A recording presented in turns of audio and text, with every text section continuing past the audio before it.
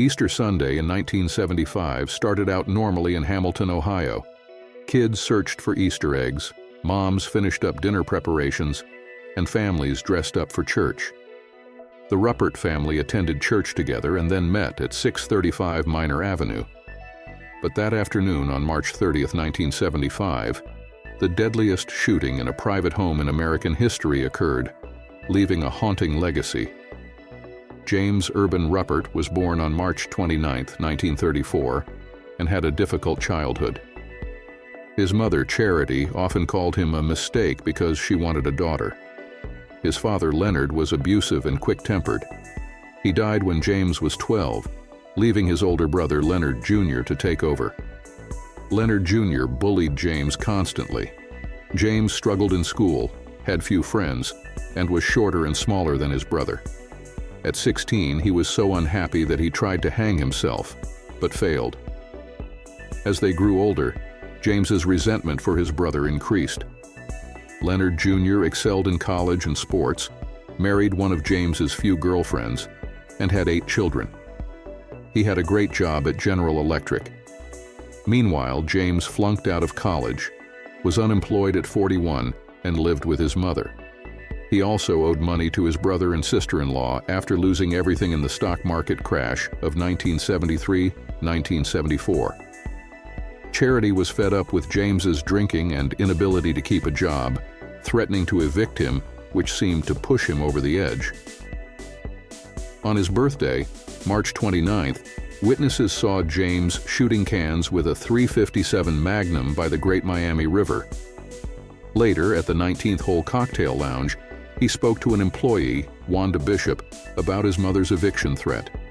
He said he needed to solve the problem. He left the bar at 11 p.m., returned later, and when asked if he had solved his problem, he said, "No, not yet." He stayed until the bar closed at 2:30 a.m.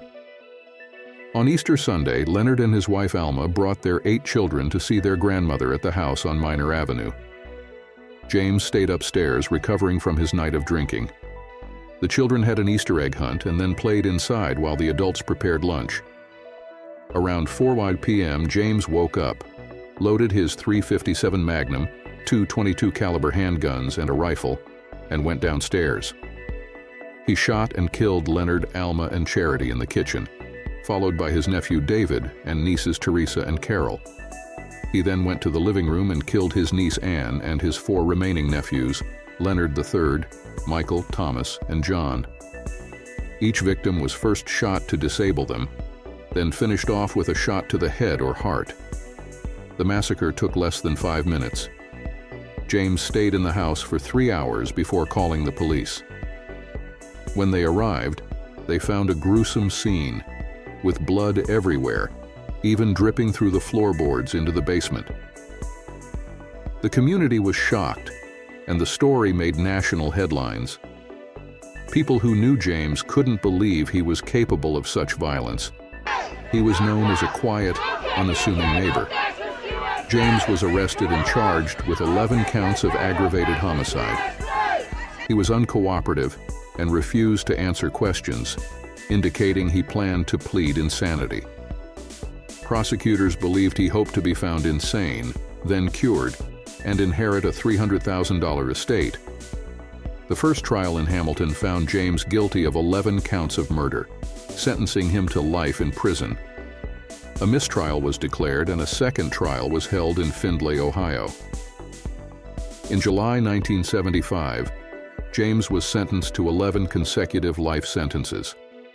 In 1982, James was granted a new trial. His defense attorney hired expert psychiatrists who convinced a panel that James was guilty of 2 counts of first-degree murder, his mother and brother, but not guilty of the other 9 due to insanity. He received 2 life sentences, to be served consecutively. James remains in prison at the Allen Oakwood Correctional Institution in Lima, Ohio. His parole attempts have been denied, with his latest denial in April 2015.